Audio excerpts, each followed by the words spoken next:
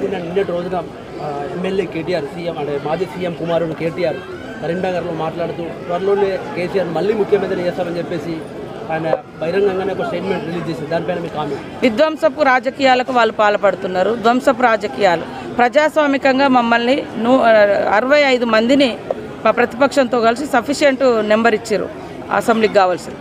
అంటే ఎంతసేపు కూలుస్తాం అంటే అధికారం లేకుంటే వాళ్ళు ఒక్కరోజు కూడా బతకలేకపోతున్నారు అనడానికి ఇది ఒక నిదర్శనం.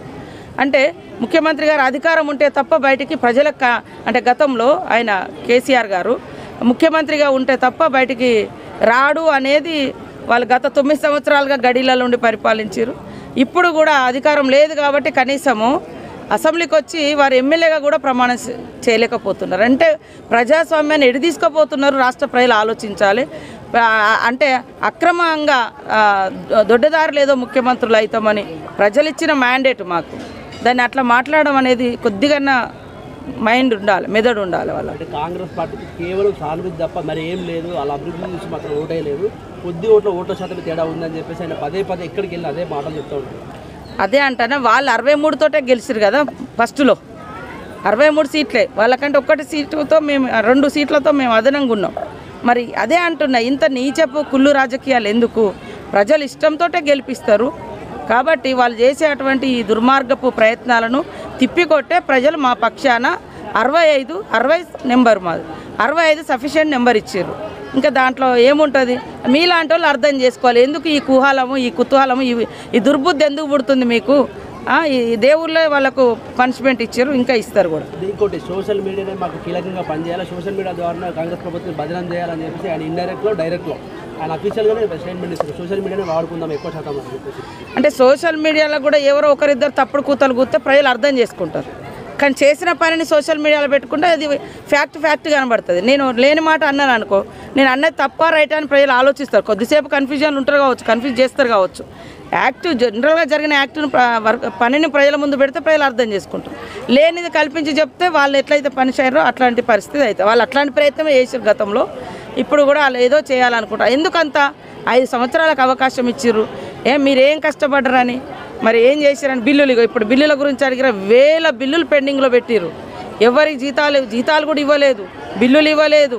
వాళ్ళకి నచ్చిన పని చేసుకున్నారు. ప్రజలకు నచ్చిన పని చేయలేదు కాబట్టి ప్రజలు వాళ్ళని ఇంటికి పంపారు. మేము మంచిగా చేయనప్పుడు మమ్మల్ని పంపుతారు. మీరెందుకు దొడ్డదారిన రావాలి, దొంగ వ్యవహారాలు ఎందుకు అని అంటున్నా. ఫైనల్గా కేటీఆర్కు మీరు ఏం చెప్పదలుచుకున్నారు?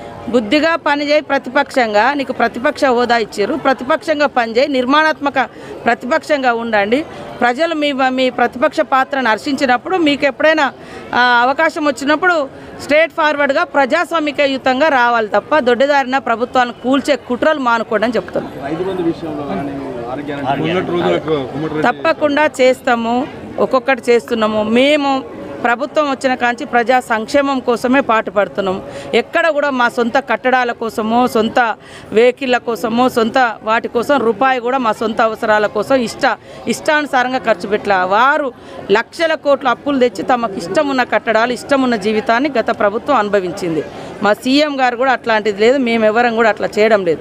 ఉన్నదంతా కూడా ప్రజలకు ఇవ్వడానికే, ప్రజలకు దగ్గరికి రావడానికి. ఒక్క బస్సు, ఉచిత బస్సు పెడితే ఎంత కడుపు మండుతుందో వాళ్ళకు తెలుసు. ఆటో వాళ్ళని రెచ్చగొట్టుడు, ఆటో వాళ్ళకు కూడా చెప్పిన వాళ్ళనే. ఇప్పుడు ఈ గల్లీలలో ఆటోలు తిరగడానికి బస్సు అయితే అడ్డం కాదు కదా.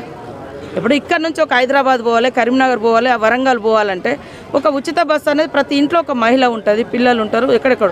దాన్నే ఓర్వలేకపోతున్నారు. మా ప్రభుత్వము తీసుకున్నటువంటి గుడ్ స్టెప్స్, మంచి నిర్ణయాలు ఏవైతున్నాయో వాటిని సహించలేక రకరకాలుగా మాట్లాడుతున్నారు.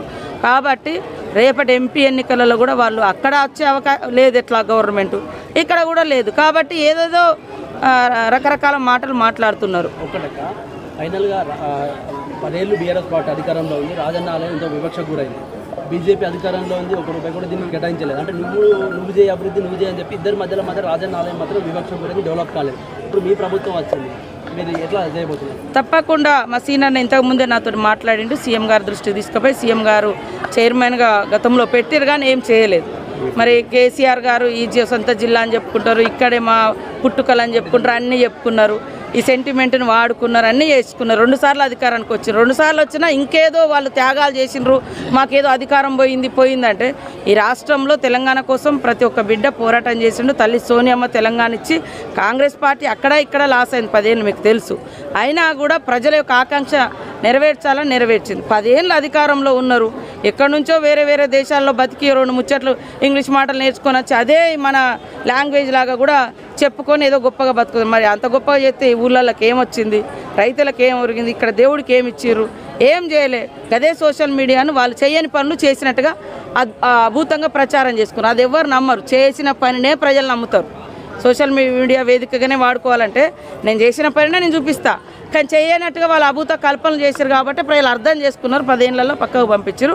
మేము ఖచ్చితంగా అభివృద్ధికి కట్టుబడి ఉన్నాం. దేవాలయాల అభివృద్ధికి, మన ప్రాంత దేవుళ్ళను, మన ప్రాంత దేవుళ్ళ యొక్క విశిష్టతను, గొప్పతనాన్ని భవిష్యత్ తరాలకు కూడా అందించాల్సిన బాధ్యత ఉంది. బీజేపీ అంటే హిందుత్వంతో ముందుకెళ్తుంది. తెలంగాణలో దక్షిణ కాశీ అంటారు, అతిపెద్ద పుణ్యక్షేత్రం. ఇక్కడ భక్తులు ఎక్కువ వస్తారు, ప్లస్ ఆదాయం